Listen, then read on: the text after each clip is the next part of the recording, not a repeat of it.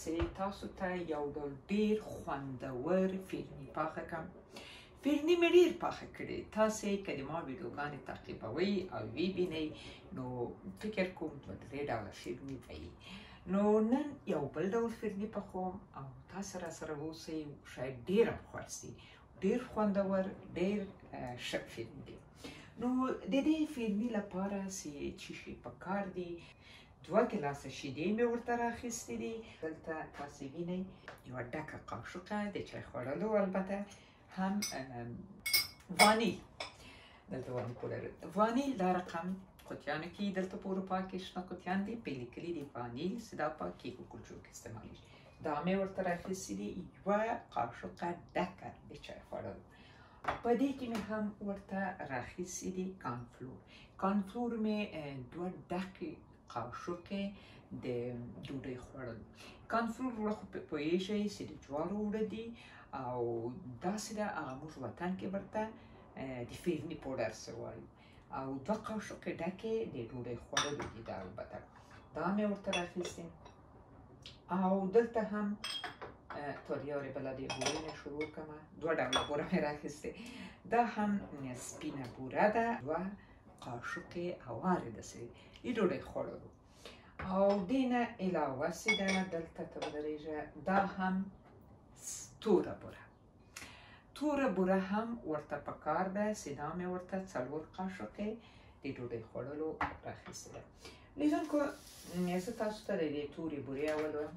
توره بوره په دا رقم په کټو کې خرڅېږي او دا وایي ډېره مضره نه وي، خو بیا هم بوره په هر حالت کې بوره مضره شی ده. باید ډاکټران خو نن سبا وایي چې تر مالګې بوره ډېره خطرناکه ده. نو دا رقم په کټو کې توره بوره دلته په اروپا کې خو شته، نو وطن کې نه پوهېږم. او دا هم بوره ده چې دې ته سوکرین، دا طبیعي بوره ده چې دا تر هغه بورې چې دا معمولي موږ تاسو خورو یو څه وایي ښه ده، یعنې جذبېږي نه وایي، اوبه کېږي. یعنې د چاغوالو څوک چې رژیم نیسي دا بوره دې خوري، خو بیا هم په هر حالت کې بوره نه ده ښه. دوستانو نو زه به اوس تاسو ته د دې خوړو پخلی در وښیم او تاسو به وایئ چې ته تل وایې چې بوره مه خورئ مه خورئ، ویډیوګانې تل د خوږو جوړوئ. تاسو یې رانه غواړئ، همیشه تاسو وایئ چې خواږه پخوئ او لا غوښه پخوئ. کنې د ما زړه کې ده چې زه تاسو ته 2 ډوله ترکاریانو د پخلي طریقې در وښیم او زیات هم هغه مسافرو ته چې په کورو کې خو معلومه ده چې د ټولو سره. نو اوس به په دې دیګي کې زه لومړی دا شیدې واچوم او دا کانفلور او بوره دا به سره حل کړمه او دې نه به یو ډول نري غوندې فیرني جوړ کړم. تاسې راسره اوسئ. ښه، نو زه به په ابتدا کې لومړی دا شیدې په دې دیګي کې واچومه.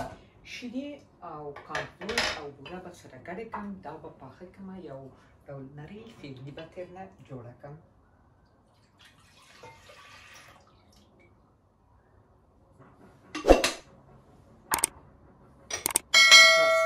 البته توره بوره بیا وروسته پکارېږي.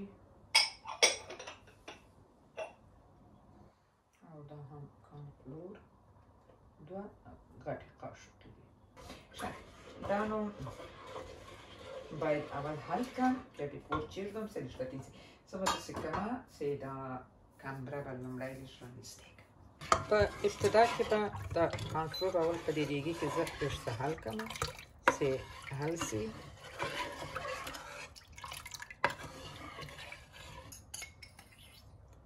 او دا هم وانیل ورچوم.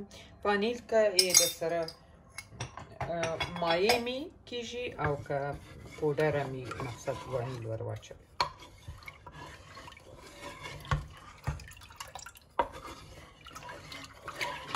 دا به لږ څه حل کړو چې غوټه بیا پاتې نه شي هلته.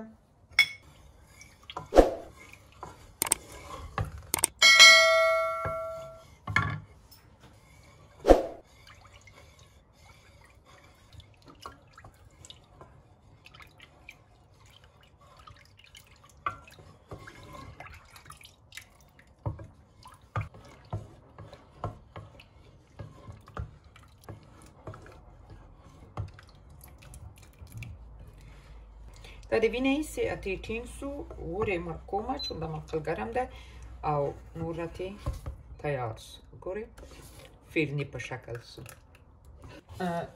په دې شکل مې یعنې د فرني په شکل سو فرني مې جوړ کړل اوس یې په دې کاسې کې اچومه لیدونکو دا نو فرني سول دا د فرني په دې شکل پخېږي چې په سر باندې بیا پسته او بادام چې جلا خبره ده نو دا سو فرني اوس زه دې فرني ته څه کوم په سر دا توره غوندې بوره چې ده د نسواري بوره دا ور او په داش کې ږدم چې دا بوره پکې ویلې سي ګرمه سي ویلې سي یعنې اوس هم تیار ده هغه فرني سو د خوړلو ده خو په دې کوم شکل چې زه غواړم دا بیا یو بل ډول فرني ده ډېره مزهداره ده دا حتما یې پاخه کړئ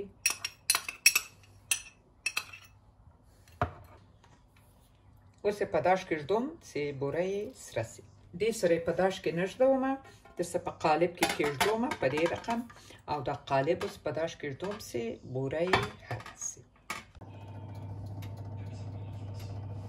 لږ څه یې لا نور هم پرېږدومه چې بوره یو څه پکې ویلې او لږ څه هم کلکه سي دوستانو دا تیار سو تقریبا یو 10 دقیقې مې په داش کې کېښود البته داش درجه د ما ټیټه وه نو چې دا بوره یې ویلې سوله لږه چې راپورته سوه ویلې سوه نو دا تیار سو خو اوس به یې په سوړ سي بیا یې په یخچال کې کېږدمه او بالغه نو چې سوړ سي بیا نو د خوړلو وړ ده حتما یې امتحان کوئ دا ډېر زیات خوندور فرني دي دوستانو دا هم د ما د نن ورځې دا فرني چې تاسې یې وینئ ډېر زیات ښه راغلی په سر مې ډېر څه پسته هم وجوړوله نو دا په دې شکل باندې دا ډېر زیات خوندور دا بوره چې برسېره ده پې دا توره بوره نسواري بوره په دې سره ډېر زیات خوندور راځي نو خدای دې وکړي چې تاسو دا د ما ویډیو خوښه سي